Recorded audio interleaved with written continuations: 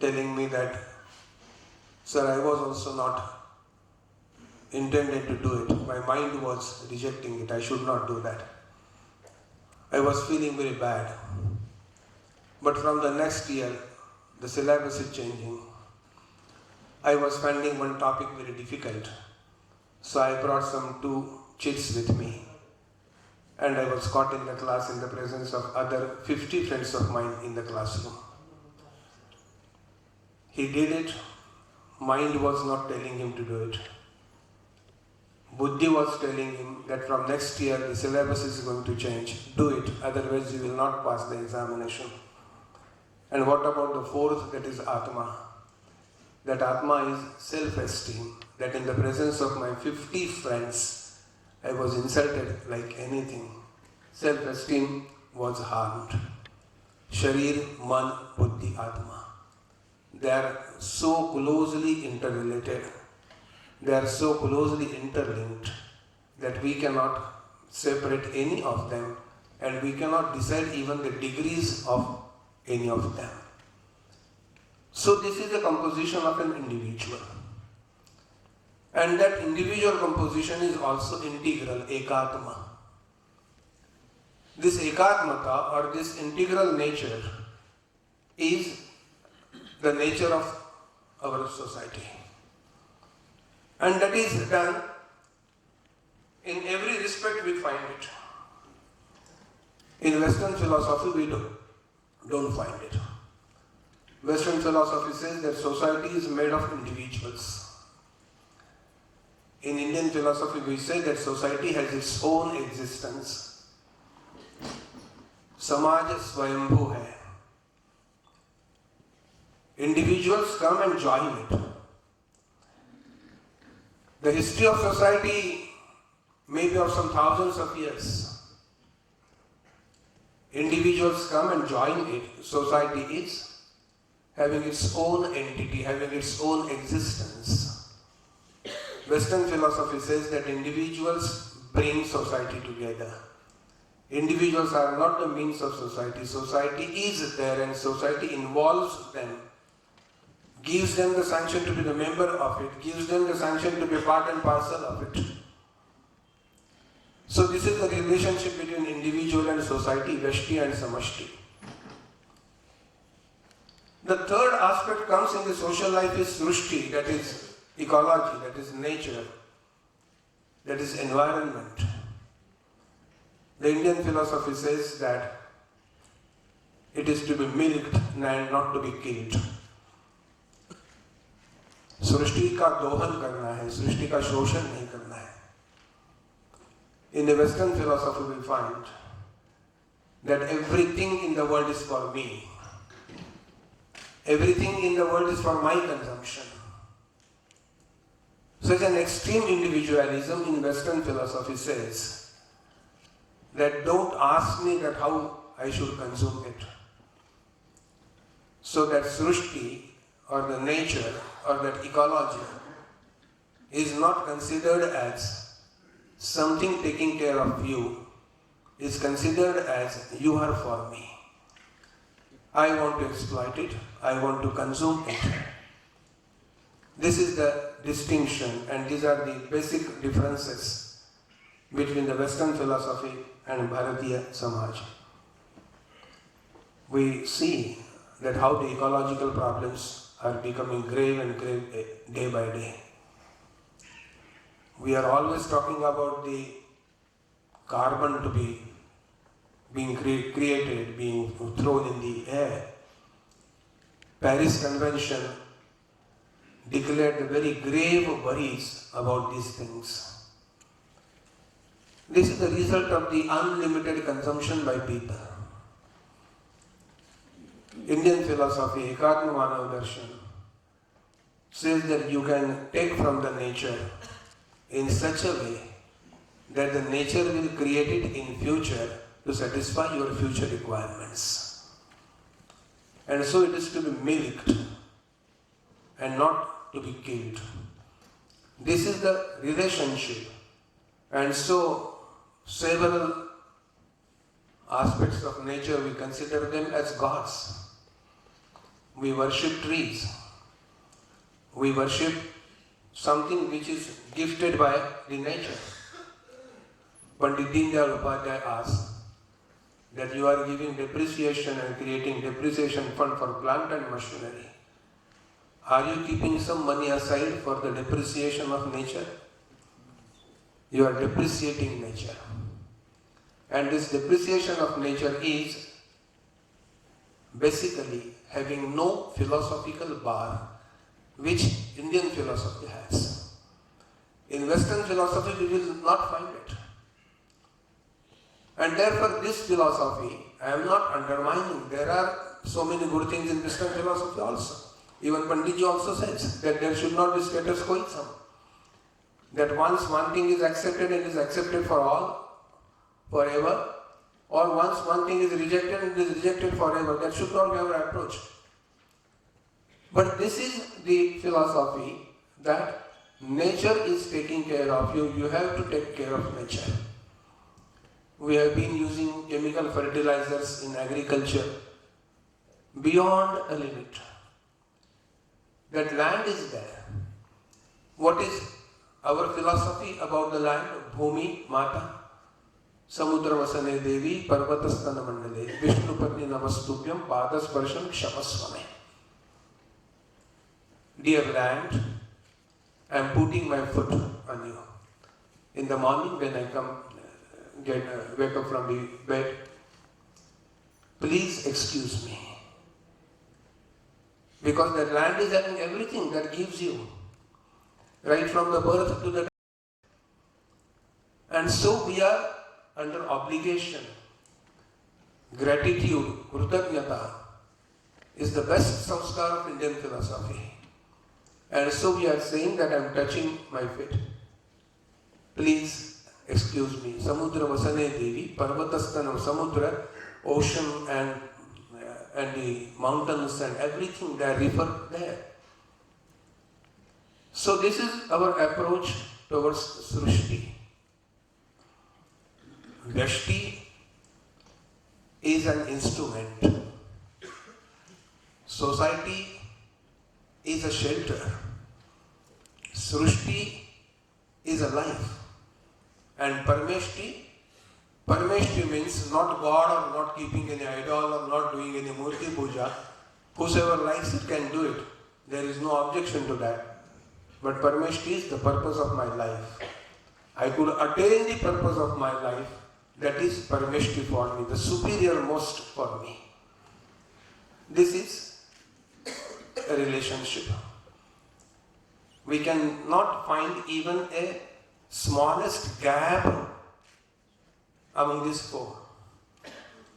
Vyashti takes birth for society, and therefore I said that society gives, family gives, teaching gives, schools give, education to a person. He becomes a samskarit person. In return, he gives it to the society in the form of karma. Whatever I could get from my society, I should devote it to the society, return back. That is my karma I am giving. Society will take care of my bread and butter. Society gives me yogakshema. And when society gives me yogakshema, I have to give something which I can sacrifice for the society. That is my yajna. So these are four things which are interrelated. Keep any link of these four aside, you will not find completeness in it. The completeness of this philosophy is putting all these things together. In the Western philosophy, we don't find it. This is not undermining the Western philosophy. Just for the sake of understanding, this comparison is done. In Indian philosophy, in all these things, we find that this is the basic tenet of the integral humanism. Was it not put by other philosophers before Deendayalji? It was. Swami Vivekananda had said it. Quite a few times he has said in his philosophy. Chanakya in his economic theories, has said a lot about the protection of nature. That is the source where, from the cradle to grave, the nature will take care of you. And so, Panditji never said that I am a pioneer of this philosophy. He had never said it. It was pioneered by Lokmanya Tilak in Gita Rasa. It was pioneered by Shankaracharya in his philosophy. It was done by Swami Vivekananda in his call to the nation. And it was done by Mahatma Gandhi in Hind Swaraj. So these are all basically, fundamentally Indian philosophers. And they have done it. So what is sustainable development? Development has to sustain. The sustainable development is keeping these relationships intact. And keeping these relationships intact is the concept of development. In integral humanism, what is the ultimate goal? Suppose it is an ism. Basically, it is not an ism. It was put in a on the political platform, so it was ism. Otherwise, ism is always having a limited meaning. Communism, socialism, capitalism, Maoism. They cannot cover the whole society in their arms. But it was a political philosophy put on a political platform, and for the sake of easier understanding, it is called as ism. In the translated form, it is Ekatma Manav Darshan. It's a philosophy, it's a darshan. And it is flowing. One doesn't have to prove it, it is self-proven. It is self-proven. Go to even an illiterate woman in a remote village. She will talk about the morality of the society. She will never say which is not acceptable in the society. She will never abide by the things. By abiding that, if the society is cursing her, she will never do that. Pandit Deen Dayal ji says that our society is having an ethos, and that ethos is called Chiti in his terms. What is the ethos? Ethos is Sarve Bhavantu Sukhinaha, Sarve Santu Niramayaha, Sarve Bhadrani Pashyantu, Ma Kashti Dukkhamar Bhavet. Sarve Bhavantu Sukhinaha. May everyone be happy. Sarve Santu Niramaya. Everyone be healthy. Sarve Bhadrani Pashyantu. Everyone should get to see good. And nobody should be having sorrows or miseries. This has no limits of the country, no limits of a particular society. This is universal. And this universality that has also been spoken in the words of Vasudhaiva Kutumbakam, this is universality. The whole world is a family. And when this whole world is a family, we are caretakers of the world. No aggression on anybody, no imperialism. Pujaniya Dr. Hedgewar in 1921 gave a resolution to the Congress Party. Then he was an active member of the Congress Party. And one of the resolutions he proposed to the party was that declare the full freedom to our country. Why? Because we can relieve a number of countries from the clutches of the imperialistic tendencies. These imperialistic tendencies were the tendencies of Britishers. We have never been aggressive.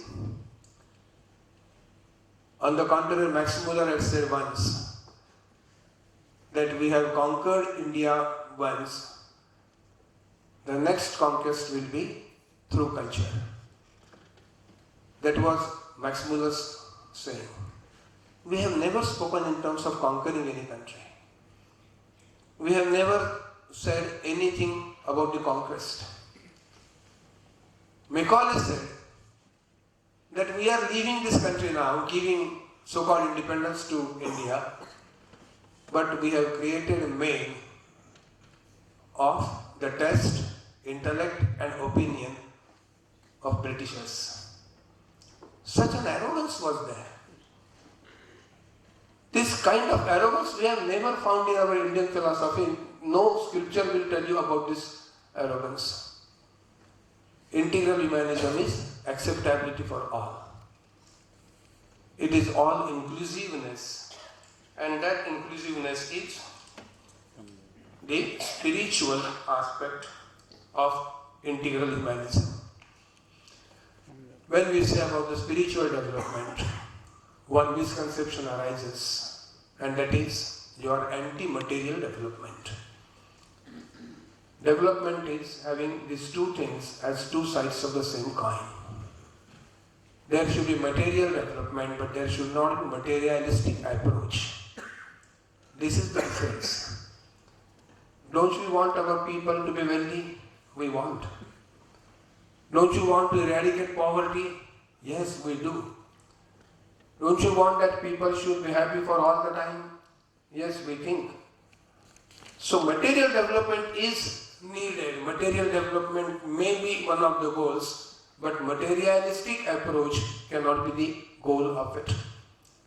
Then what is that? It is spiritual development. Tena tyaktena bhunjitha. I have got everything now. I am satisfied. Whatever is needed for me, for my survival, for my family, for my savings, now it is over.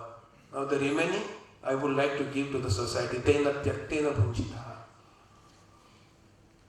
This is our philosophy and everyone is leaving it.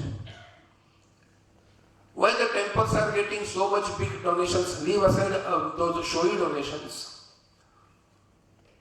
But a common man goes to the temple and does not come back without keeping even a small coin. That is there. One may say it as a superstition, let them say so. But this speaks of the mentality and this speaks of the mind of the Indian people, that whatever I have got, I don't have my own right and sole right on it. So that is the philosophy where these things